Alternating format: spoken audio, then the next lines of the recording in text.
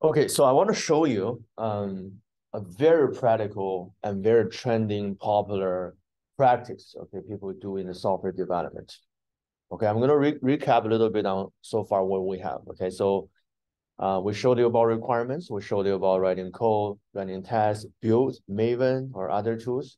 We showed you deployment. Okay, now hopefully based on what I saw on Tuesday, every team more or less you guys have this whole thing set up. You see the prototype front and back end database, and then really cool thing I saw on Tuesday, every team got your service running. Okay, very impressive.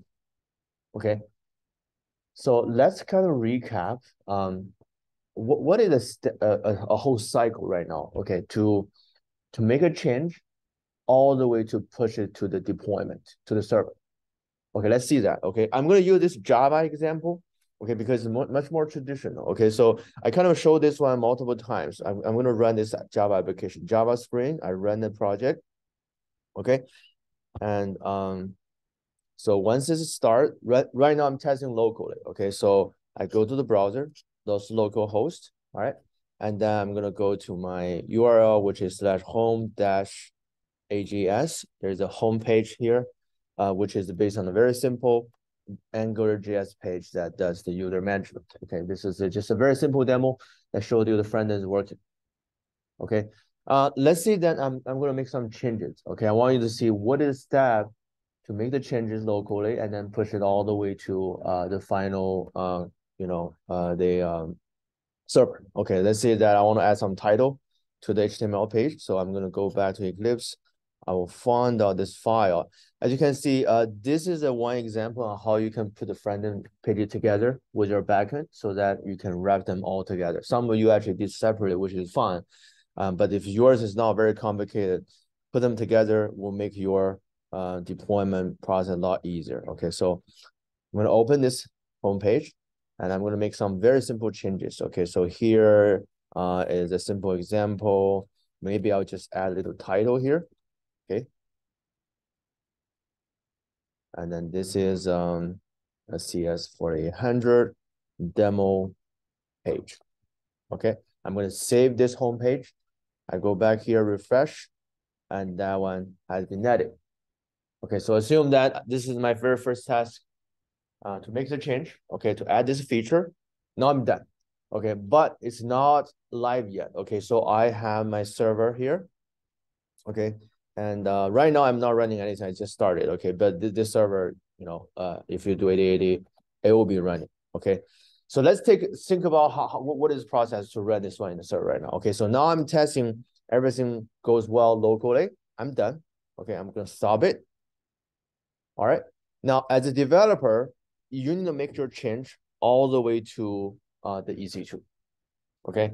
So let's actually write down the steps. Okay. One is make the change. Secondly is you need to test locally.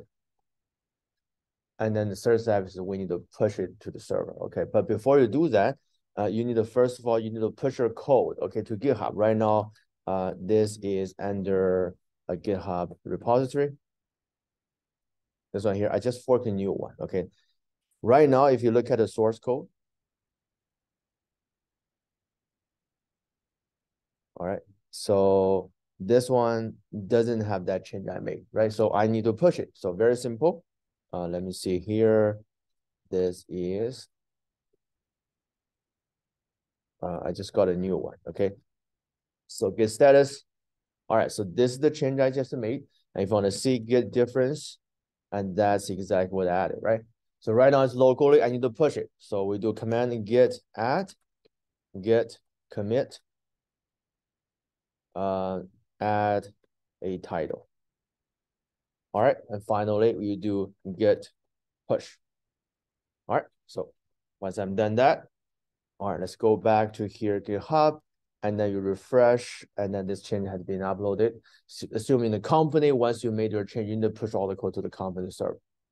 Okay, so that is a very important step before you actually do the deployment, which is to commit the code to version control.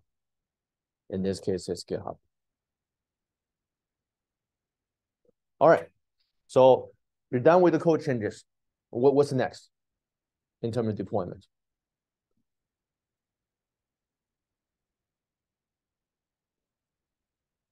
Listen. Which one? Sorry, say that loudly. Update server, but like, yeah, what do I do right now? What's the next step? You guys didn't use Java, right? You use Java? Yeah, what's the next step? Maven package, right? So that's called a build process because we mentioned that you want to make sure the software is very easy to deploy. Instead of all the files running in Eclipse, you want to have a jar file. Okay. So if you remember in Java, we do this command called Maven, and then you do something called a Maven package. All right. So if you run this, it's going to run all the tests, build and compile. Eventually, you're getting this file called jar file. So if you go to target file here, and that is the jar file right here. I just generated. And then again, test it locally, java-jar cs480-1.0.jar. Okay, if you run this one right now, everything works. So let's make sure and still works locally. So I go here, refresh, and still good. Okay, so if I terminate it, and this one is gone. All right, so this is a very important step because you got a very nice executable and very packaged version so that you can easily deploy that. All right, so we finished the next step, which is to build the project with the packaged version. All right. In this case, we use Maven. All right, very good. And then what's next? Okay. Yes, so let's move and copy that jar file from local to server. Okay, so remember that command? Which one? Which command? SCP, very good. So we do SCP. So the server I already created it was the same one. I have the private key file. So SCP -i, and then the password is right here, and it's a pen file. And then I'm going to specify which file I'm going to copy, which is this, and the target location, which is based on the EC2, that's the user. And I need to find out the host, which is here. Okay, and then finally, I gave a pass. I'll just put it in the local folder. Okay, so let's hit enter. Oh, sorry. All right, and enter. All right, so everything is copied over. Let's verify that SSH.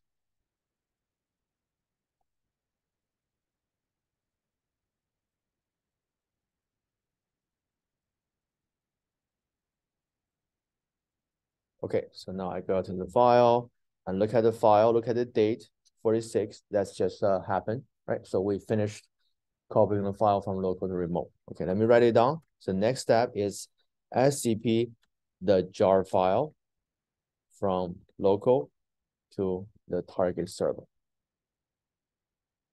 Okay, so very good. And then what's next? If I want to run it, what do I do? Okay, java-jar, right? Now, before that, you also need to know, we want to make sure everything, the old process was queued. Okay, so there are different ways to do it. I told you a sudo q -9, find out the process ID. Either way is something called a queue all. And then you do Java. Okay, that's going to queue all the Java process. Okay, so I'm going to write it down because this is important because next time the server will be running. So stop the existing process. Okay, so I'm going to use queue all Java command. And finally, I can run the jar file in the target server. Okay, so go here, no hoop, java-jar, and CS40 1.0. And then I'm going to output all the log file and then make sure it runs in the background. Okay, so hit enter. It looks like everything is working. Let's make sure that process is there. All right, so it looks like this process up and running. So let's verify this. Okay, so domain name, colon, 8080 / home-ajs.html. All right, it works. Okay, with this latest version. Now I finished my whole feature change. Okay, so let me go back here, make sure I wrote down everything. Okay, so you need a total kind of a 7 steps here, which pretty much represent the major things you need to do in a typical software company when you try to finish a change. Okay, make the change, test it locally, and then put it to version control, know how to build the software, and then how to deploy the software to the target server, and then you run the right command to stop the old one and start a new one. That's it. All right, so that's a complete change process. However, if you see these whole steps, okay, even though most of you already know how to do it, and nothing really difficult, basically repeat. Okay, but whenever you start to repeat things, it's getting a little bit tedious.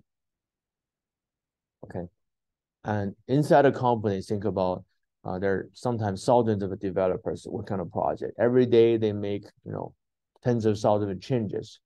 A lot of deployments going on. For big company like Amazon, if you look at their Amazon.com, the home pages, all the services behind it, every second there are a lot of changes being pushed. You don't even know it. A lot of changes are not about UI, so you don't see it, but a lot of features and data changes happening in the backend. Okay, so thousands of changes are happening every day or maybe a certain number of hours. But if you think about that scale, and everyone need to repeat this process, then you probably can start to feel it's not the ideal way, because first of all, it's time consuming, because you finally got to change it done, and then you need to run all these steps. There's a lot of these steps. Okay, everyone is repeating exactly the same thing. And then secondly, a lot of the steps are pretty tricky. Okay, if you mess up certain steps, if you use the wrong command, okay, you run the wrong script, you copy to the wrong server. Yeah, all these things are very error prone and may cause some troubles. Okay, so at the end, the company decided, okay, so if you guys are a developer engineer, use your talent on the actual coding algorithm, creation new features, don't spend too much time on this all this deployment process. There's nothing really technical, and if you repeat too much, it may have issues. Okay, so then the company started to think about, so how do we, okay, automate the whole process? That way, we only take care of code changes. We don't want to take care of anything else. It should happen automatically because it's very standard. You're not going to have extra steps.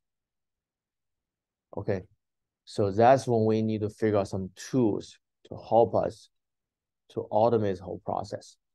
Now, there are 7 steps. It works like a pipeline, okay, or assembly line. Okay, you produce something, and then you serve it to the assembly line, and there are different kind of people or machine that take care of the different steps, and then eventually you got a final product. So we want to build that, but the key here is automation.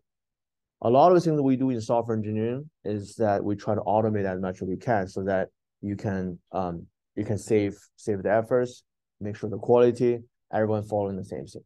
All right. So then let's take a look at how do we automate this whole process. At the end, the goal is very simple. I'm done with my change. The only thing I want to do is push my code, and then the rest of the steps are all happening automatically one by one. Okay, let's see how to do that. It's a very cool process. Now, you need the tools to do that. Okay, we don't want to write another program to run everything. Okay, so there are a lot of tools that can do this. The most famous one you want to know is something called Jenkins.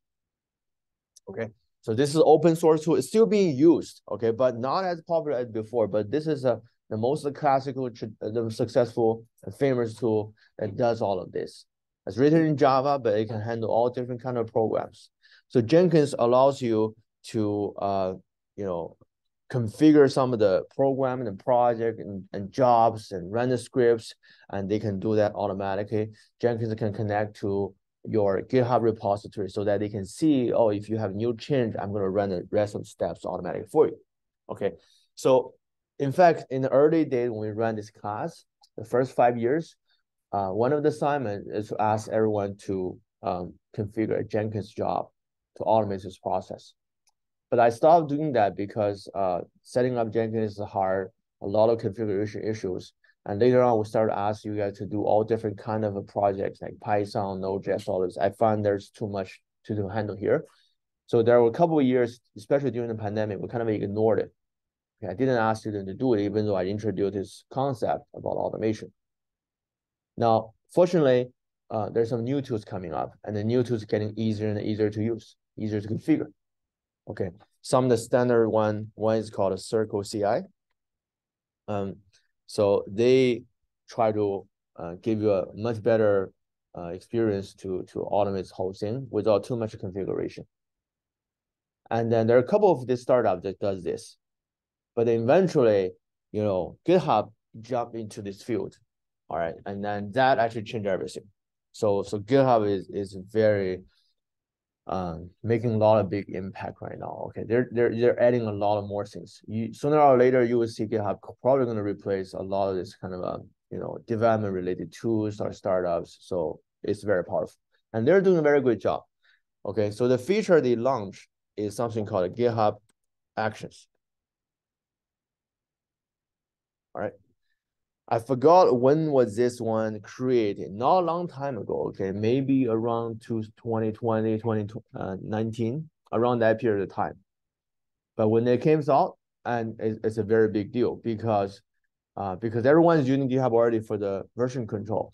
And they also provide you all this automation, and that's something we want to see. We don't want to jump back and forth different tools and deal with all these connections. We want to have everything done in one place. Okay. So what GitHub Action does is that it enables you to configure any kind of options or actions you want to execute based on this project code, and then just run it for you whenever you want them to run. Okay, so let's take a look at how that works. Now, going back to the steps, the first one, nothing to do. Okay, that's your developer job. Okay, so we'll run it. The second one also, you have to test it locally. Not much we want to do with GitHub Actions. Okay, it's all happening in local. So I'm going to write it down. This is local. This is local. All right. Now this one, you want to commit your code to GitHub. Then that's also handled by the developer. Okay, we don't want to automate this one. You decide whenever it's the right time and to push your code. Okay, so this one also we don't need to worry. So that's also local. This one is the first thing we need to automate. Okay, even though you may say, oh, just do a MVN package, it's very simple. I can do it. It's not a matter of whether you can do it or not. It's a matter of the scale. Okay, how can I make sure all the developers remember the right command to do, the best practice to follow? So we want to automate this one. So we want GitHub Actions to take care of this step instead of me here do this locally. Okay, so how to do that? Let's actually take a look. So I'm going to go back to the repository here. Okay, so this is something I'm going to ask every team to try. Okay, so inside your repository, you got something called actions. Okay, brand new feature, very good.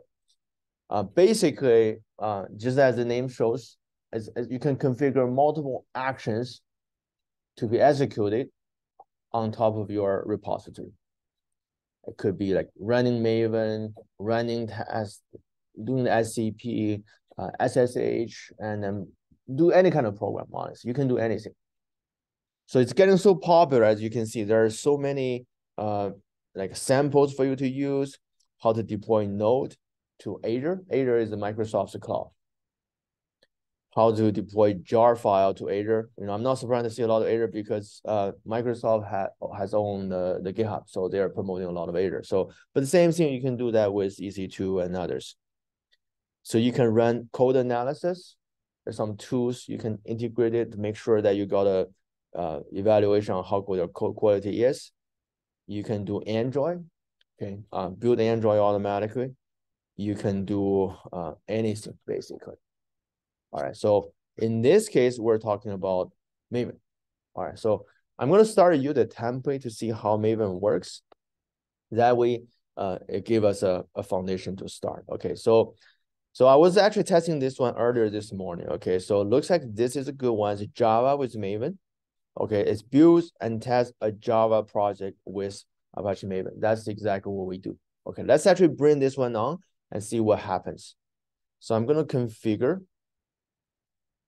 All right, so once I click on that, so what happens here is that they provide you a configuration file with this YAML file.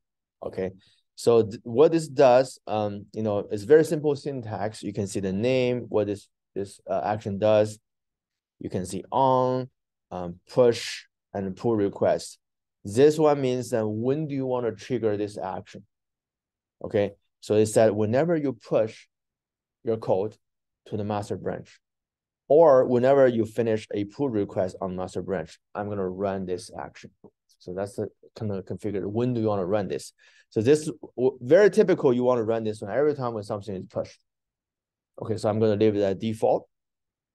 Jobs. That's basically the things you want to run inside the action. Okay, you got to build and then runs on Ubuntu test latest. So we'll talk about this one later, but what you want to look at is the steps, because this is very self-explaining. So you got a multiple thing to run. The first one is something called a use the actions checkout, probably to check out some code stuff. And then you got a name. This is just a name. You're going to set up a JDK because you want to run Maven, you want to use Java, you need to install the JDK. And then you use some other options. And then there's version, distribution, cache. And then there's another name called build with Maven. And then run. And you see this one, nvm package.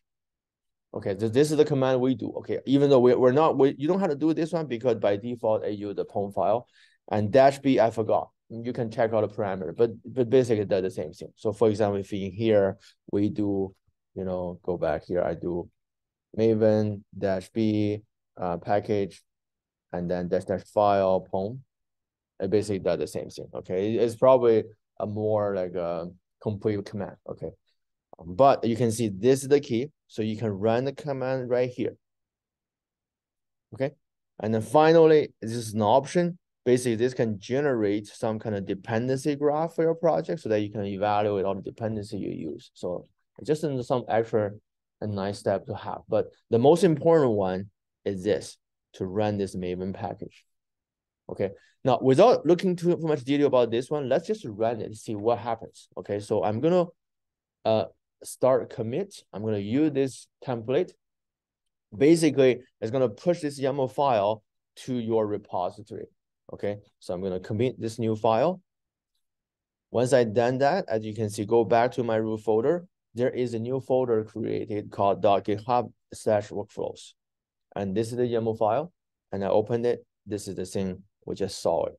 Okay. Basically, the name of the action, when do we trigger it, and what kind of jobs we want to run, and the different steps, how to run that step by step. And then this is the most important command. Okay. So what does that mean? So now I go back to actions. Immediately, you see something is running. Okay. So basically, you create this workflow called Java CI. CI stands for continuous integration. That's a topic for today. Okay, and then with Maven. So this is the job we're running right now. Okay, if you click on this one, and then it shows you a build, and something's wrong. Let's actually open this, see what's happening. And they're just running this one. And then so all the steps are correct. As you can see, let's actually review this one by one. So there are different steps going on. Set up a job. Looks like they are creating some kind of permission stuff, okay? And then run the checkout command. This command is try to, I think it's trying to do the git checkout, get all the source code. This one setting up JDK, I think it's install Java. This one is to build with Maven. So they run this command, they see Maven package, and then this one here, all the results. So you will find this is exactly the same thing we do in our own like environment. Okay, but the first time they download a lot of things, but at the end, okay, So everything success, and they generate that jar file. So this result is the same as the one we do by ourselves here. The difference is that GitHub Action is running it. Okay. After that, something is wrong. Update the dependency graph. I think some configuration here is wrong. You know what? I feel like I don't need this one. I want something simple. Let's actually delete that. Okay, so I'm gonna go back and let's just delete that one. Okay, we don't need that anymore. So I don't even understand what that is. So I'm gonna go back to find that file. I'll just edit the file. Okay, let's make simple. Okay, I don't want this extra step. Let's delete that. I'm gonna commit this again. Once I do that, go back to actions.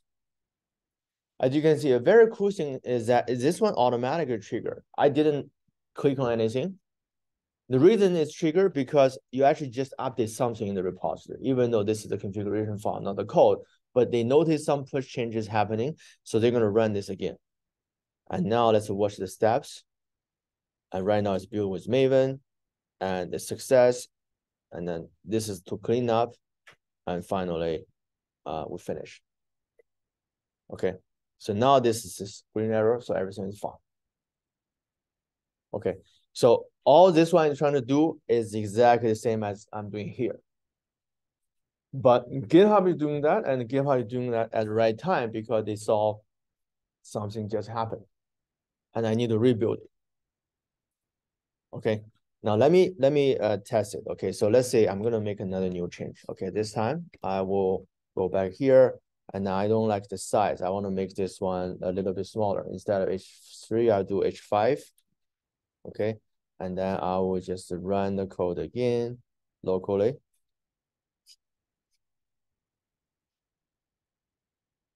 Okay, so go back to test it a little bit locally first. All right, so that becomes a little smaller, so I'm done. So go back here, git status, make sure I got a change. Okay, so git add, commit, decrease the font size. Okay, so I need to git push.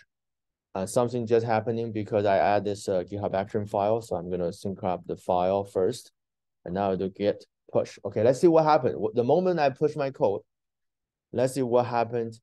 What will happen here in the actions. So right now nothing is running. So I'm going here to git push. So once this is done, this one automatically start to run. We didn't click anything because they detect there's a push happening, and then they even know what is the commit message I just put there, and then they run the same thing as we specified. All right, and then it's finished. All right. So that's called GitHub Actions. Now, there's one thing you need to know. Where is this happening? Okay, because when you run this Maven, you need a computer to run it. Okay, like otherwise it's a Java program. Okay, so that's the cool part from GitHub. They actually provide a server to run it. Okay, so I haven't checked the pricing because for this one, it's going to have a cost. Okay, because that need a computer to run. Okay, I think right now GitHub is providing a lot of resources. I think there is a time limit. My understanding of time limit for free, so it should be enough to use. But if you use it too much, they won't give you free because this is a computer. Okay, and also they rely on this Docker container technology. So we'll talk about this one maybe in the coming weeks. To kind of quickly build the environment and run everything you need with all the software. Okay, so but just so you know, GitHub is providing a server to run this. Otherwise, you can't execute the Maven stuff. It's not just about saving the file. Okay, but let's not worry too much about it. But from the user point of view, it's really simple right now with this Maven file that configured in this YAML file that specify what to do for the step. All right, so now going back to this list, we got this one automated. Okay, so GitHub Actions. All right. So any questions so far? Okay, looks promising. Okay, so next step, we got a jar file. Okay, now we can't see. I think there should be a way for us to see it, but once this one is finished, okay, it will actually save that file somewhere. My guess is some kind of a cache or somewhere. Once you're done, they will generate that file like this one.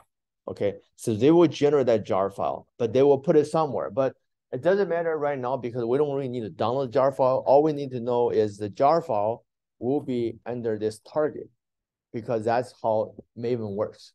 It always puts the deliverables to the target file.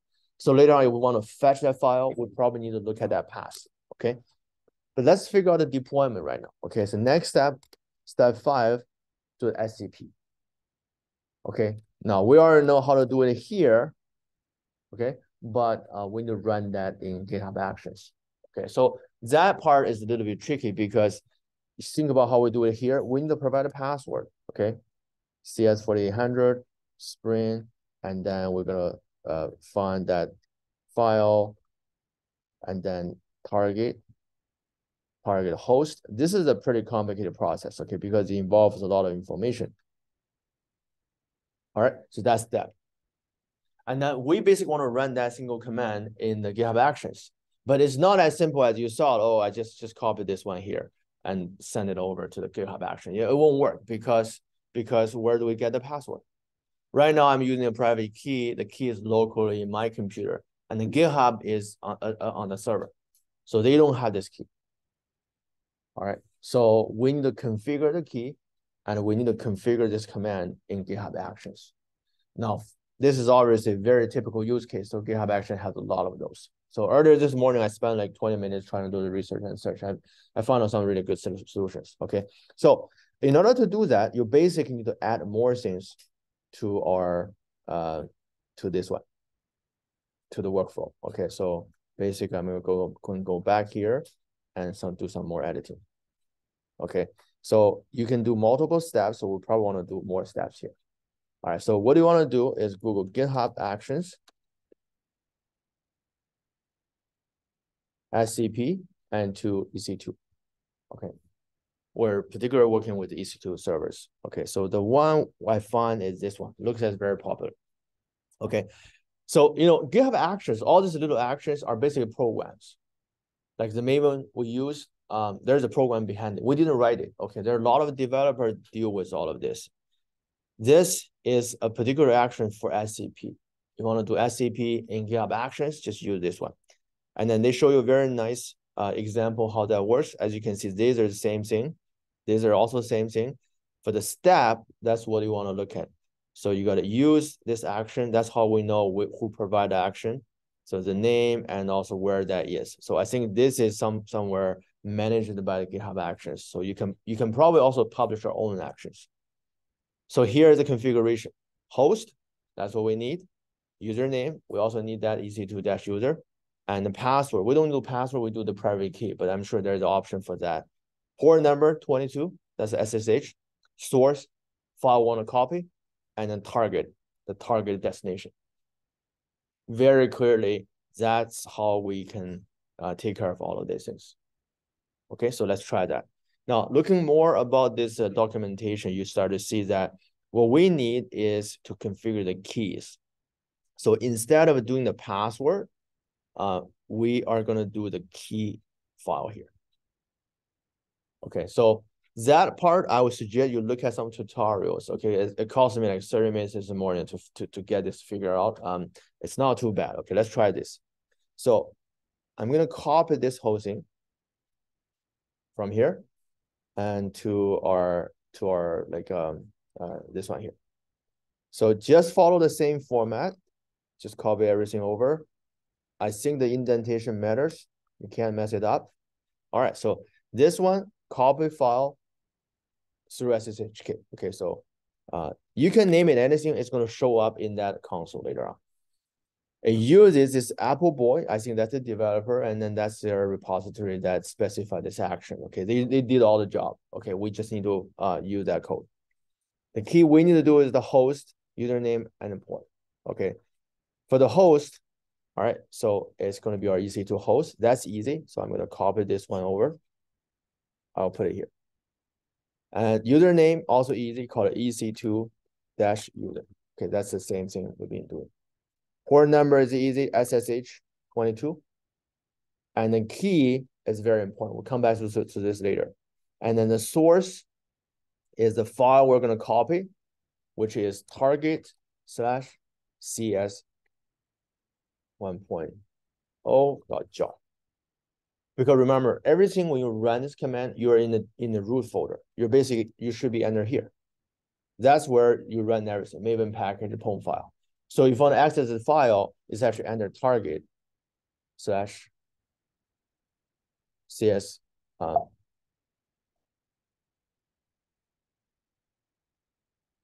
It's under here.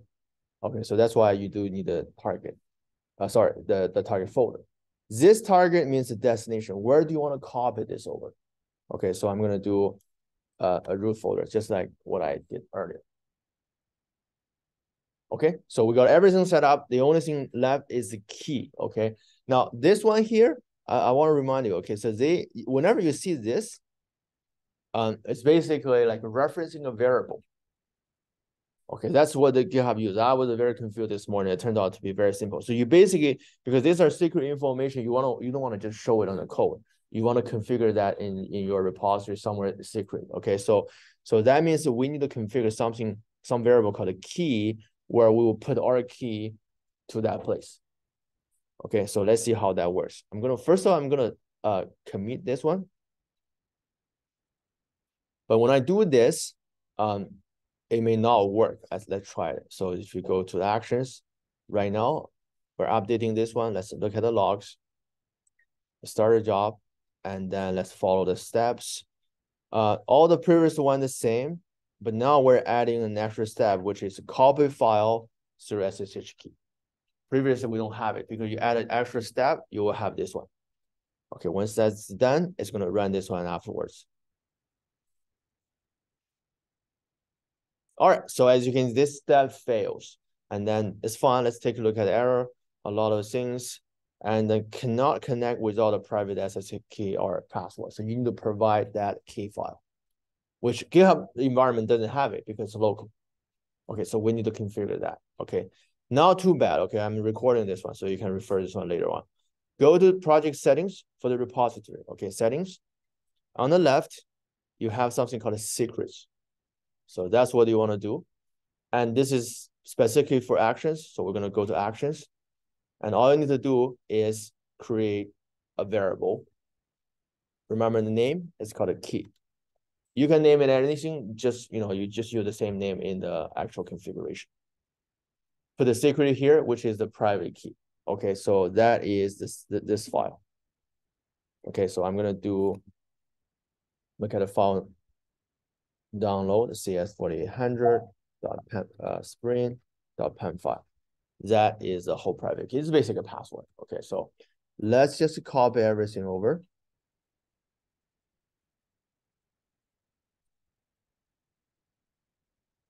And put it here. Okay. So let's add the key. All right, so now you got your environment here. Okay. So that's why this is very secure, because you can see it. And then going back here in our actions, this will have a reference. You can find it. Okay, that's what this means. Okay, so you basically, whenever you see this, you know you got to configure some kind of variable name in that repository settings. Okay, so with that, let's actually try it. Okay, so to test it, you got to trigger everything. So right now, no action is running. I don't think you can just run it automatically. Okay, so you often need to make a change. Okay, so let's just do a change very quick. I will do, going back to the home page here. So that is, I'm gonna make it like really big, H1. Okay, do that one. And then I'll stop it here. I'll go to get status, add, commit, git push. Okay. Again, remember the moment I push the code,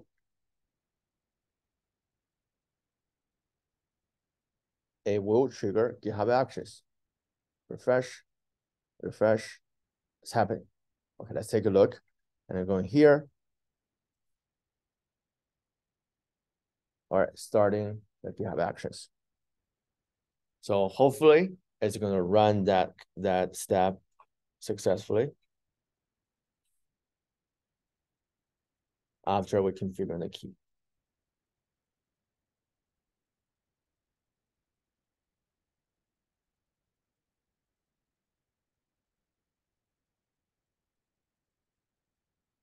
All right, success. All right. So let's verify that everything is working. So I need to see if that file is actually in my server. SSH. Okay, that's the server. So we got a file. Let's check out the date so that you will know which one is that one. Okay, so this one is 09 and we're 19. So it's actually not. But if you look at this one, it wasn't here before. So if you go to target, there is a file and this date, this time actually matches. Okay, so for whatever reason, they're putting the whole folder actually as a folder structure into here. Okay, so to verify that, okay, let's actually delete everything. We don't have this anymore. Okay, just to verify one more time. I would just go ahead and make a change here. It's easier. Sorry. I'll just change the actions. Okay, so this one, I'll modify it. So this one here, I will just change the description, copy file, copy jar file to EC2. Yeah, SSH. All right. Commit the change and the GitHub action will be running. And again, this one right now doesn't have the folder. After that, I should have in the folder.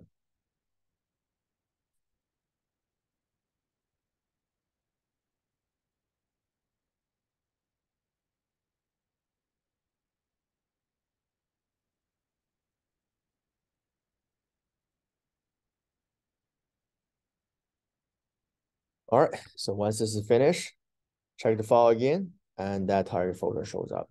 Okay, it was taken care of by the GitHub Actions.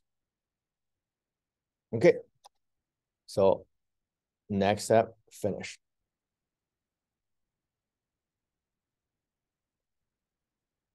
All right, so two more things left. These two are basic running command. Okay, one is to kill Java, so kill all Java. The other one is to run that with no hope that long command.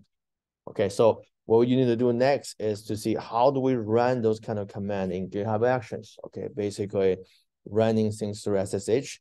Okay, so again, I already did some research. I'll just figure out the answer directly. But anything you want to do with GitHub Actions, just Google it. You can actually find it very quickly. All right, so GitHub Actions run SSH command EC2, something like this. Okay, and then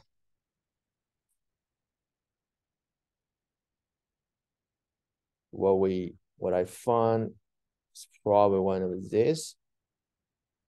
Yes, probably one of this. And then this one is based on this one from the same developer. Okay, run the SSH command for GitHub remote commands. You send the commands through SSH. All right. So again, they show you the examples here, all the script stuff, and yeah. So the keys, everything the same. Okay, so let's try that. Okay, so let's try. Okay, so I'm probably going to copy this one because this one, that's what we want. All right. So going back here, add one more step.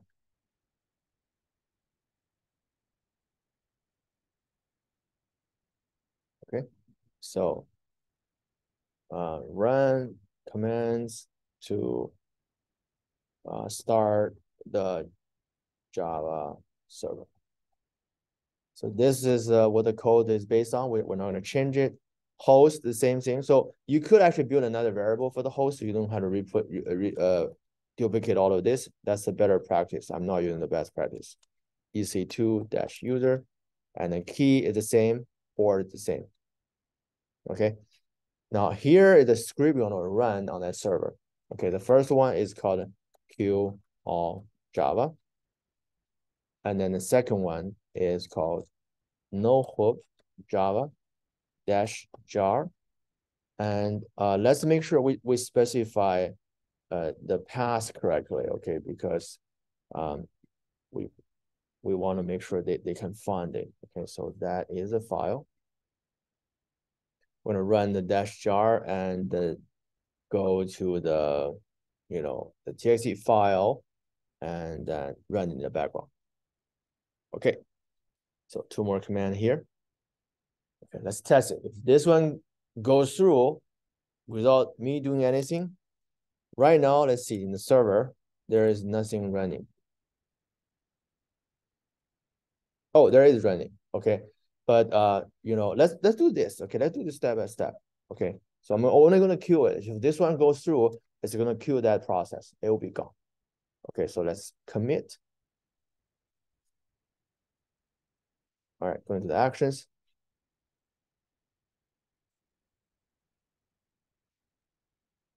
So like right now, this one is still working.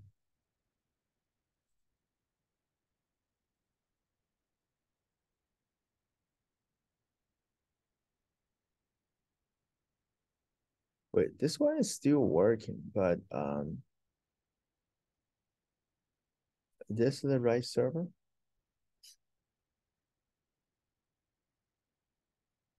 Okay, so we'll look at that one later. Okay, let's actually see the actions, because I look at it a bit weird. Okay, so this one was successful. All right, and then it actually ran the command.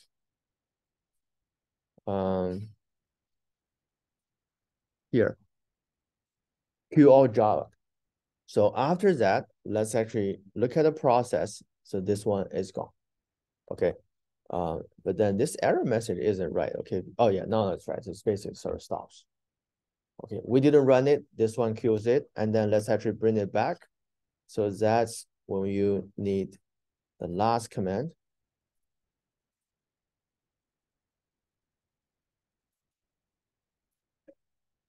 Okay, so no hoop Java -jar, and let's actually find out that thing here. Use the full path, just make sure we can find it. Okay, to log file and then run in the background. Okay, so let's do that.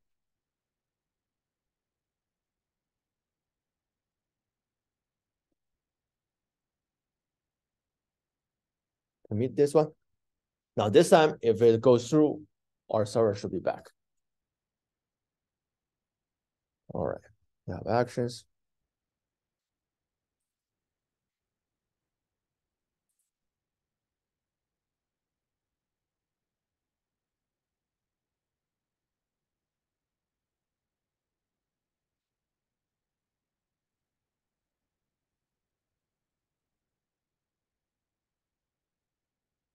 SCP, run the command.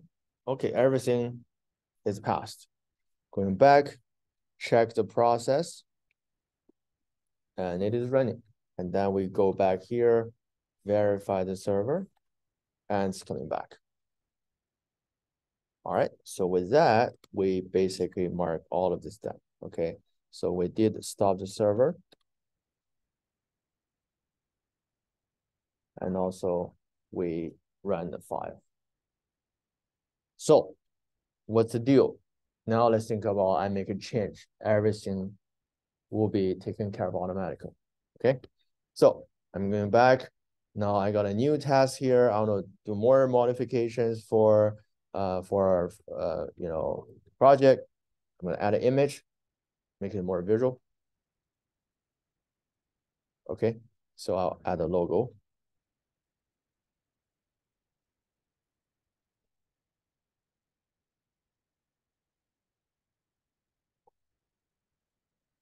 Okay, so I'll put the logo here, and let's run this locally, just make sure it looks good. All right, so local process, going back here. And yeah, this is too much. So let's see how to adjust the size.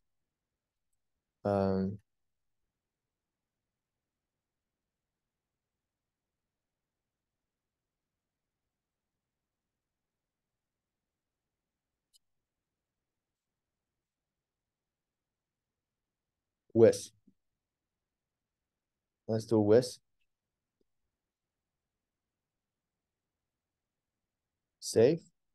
Going back here. Test it. All right, looks good. So adding a logo, one major change. All right, remember, this is a local version, and this is the deploy version. It doesn't have the change. Local version, I got a change done. Testing everything good. Let's push it. Okay, so this is exciting part. Okay, so going back here, check my changes. These things you still need to do as a developer. Okay, you gotta make sure everything is right. Commit, added a logo image to the homepage. Let's see this. Git push. Okay, so we got some changes going on, and then git push again. All right, now I'm done my job. The company should take care of the rest. Okay, so let's see. All right, so you have actions should already being triggered. It's running. This is the old version. Old version. Let's just wait.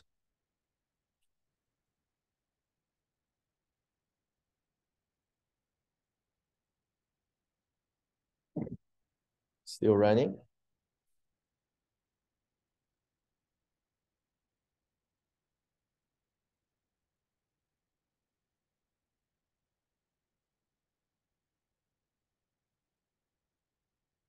Oh, stopped. Running again.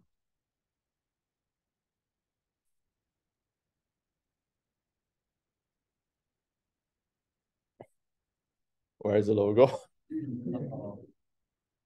Is that a cache? Let's see the page source.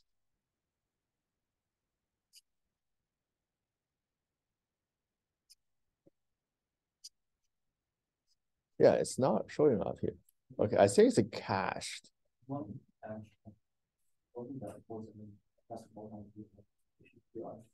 Okay, let's try this. Okay.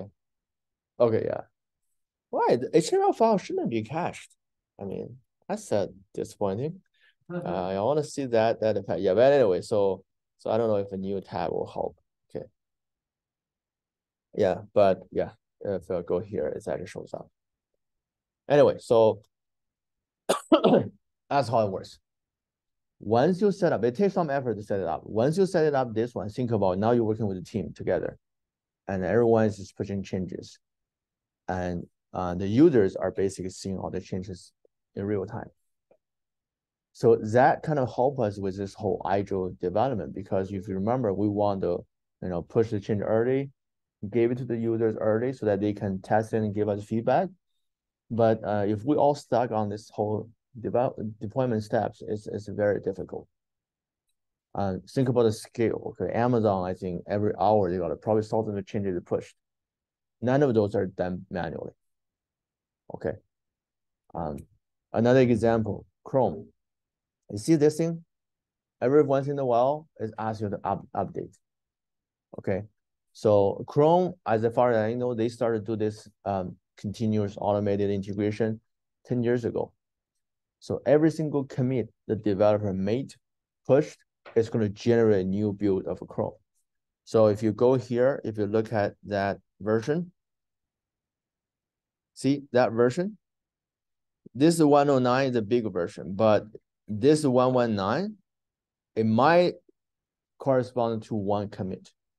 So whenever there's a developer push the change, this number might bump up. Okay. So for software like this, they already doing all this continuous integration. So the really cool thing is the user can always get the latest version. Okay. Super fast. But you want to make sure that when you do this, it looks really cool, very fast, but you don't want to break things. Okay, you don't want everyone to start to push quickly, but it's all like not working, or are of bad quality. So that's why testing is so important. Make sure you write all the tests and then do all the verifications. But everything is supposed to be automated and less manual process. Okay. So this one is called a continuous integration. Okay, so I don't think the slides is too important. So, but I'll just run this really quickly. All right. Sometimes people call this CI. It does basically stand for continuous integration. All right. So let me see where the slides is. Okay. So here it is.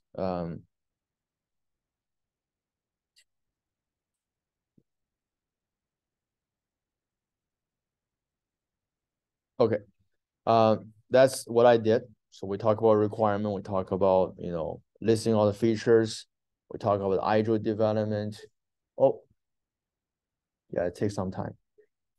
All right, so let's go back. So that's the topic. Okay, that's what I did in the early class. We went through the requirements. We went through talking about the features. We introduced IDRO development. How do you do the meeting stuff? Prioritize tasks.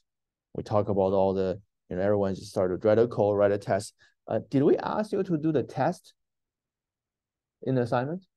Yeah, okay. I just, it's a little boring part. That's why I didn't really show you in the class, but it is actually very important in the actual company. Okay, so, but you got a concept. And then build the deployment.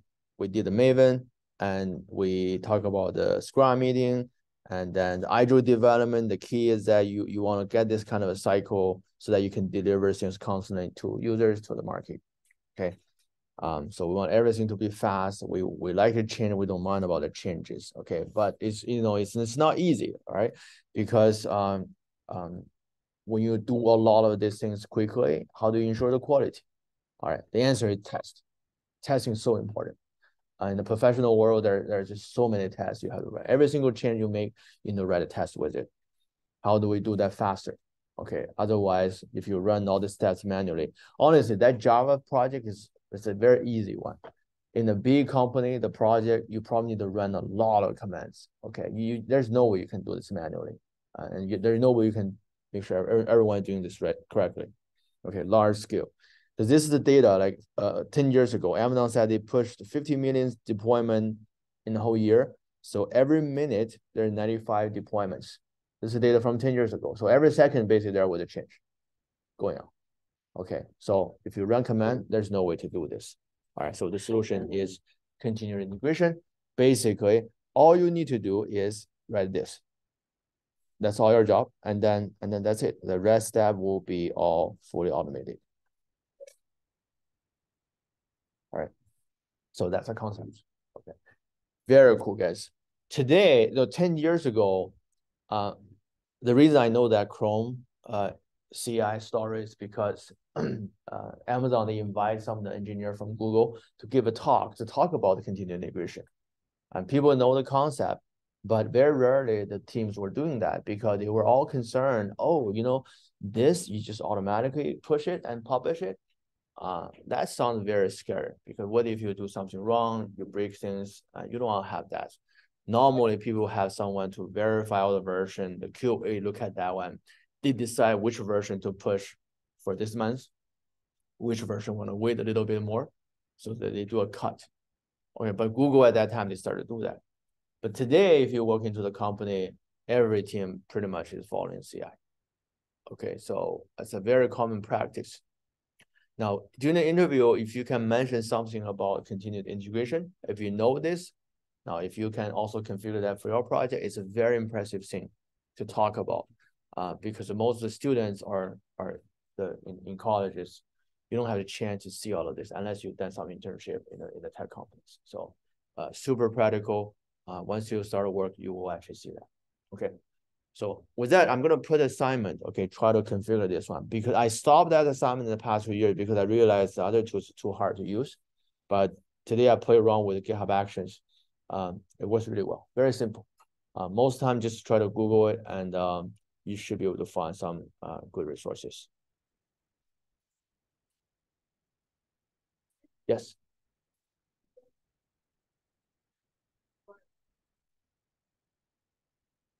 Oh, yes. or redirect Google, okay?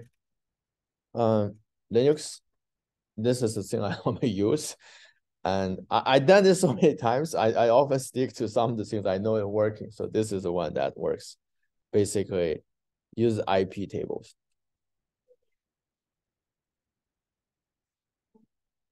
Yeah, absolutely. I think if you just do this one, it should work. That's a very good idea. So if you go here, it's basically those commands. Okay, so it should already work. So let's see. If you add it here, I'm not sure if we need to do the sudo or not. But let's just leave it like this to see what happens. Okay.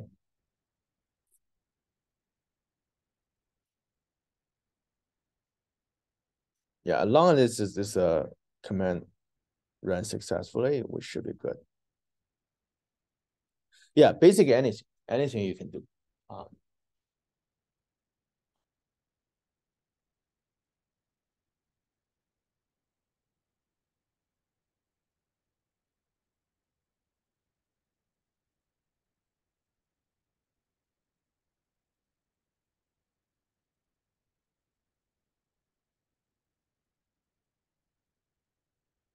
Oh, so it's successful. Yeah, and then, but I'm not sure if I did this before. Okay, so this one is working, and then this one should also be working. But I also did it last course, so not sure if this one helps. But yeah, it should be working. That's basically a command. All right, but you know the way this one works is that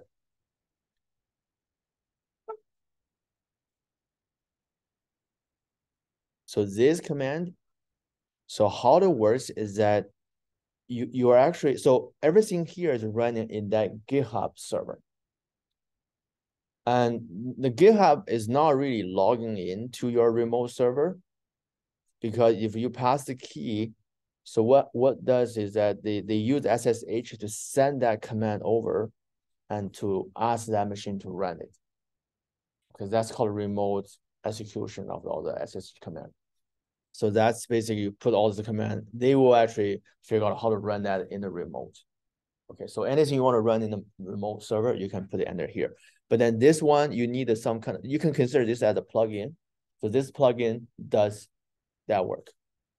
Okay, so that's why now if you go back to this GitHub Actions, there are just so many things going on that you can use. This is what this template is for. Okay, and then developers also developing their own. So that's why anything you want to do, whether it's Node, Flask, or anything, you should be able to find something here and use that reference. All right. Sounds good. Any other questions? All right. So definitely try this. Okay. Super practical. Okay. And not many schools will teach you about this one. There were so many times that our students went to the interview. A lot of those are like smaller companies because they want to see what you have done. If you talk about deployment, if you talk about AWS, you talk about continuous integration, they will be really impressed. Okay, because that's not something the regular student will know how to do. Okay, all right, guys. I'll put together some assignment for this one. Okay, so definitely go ahead and try it.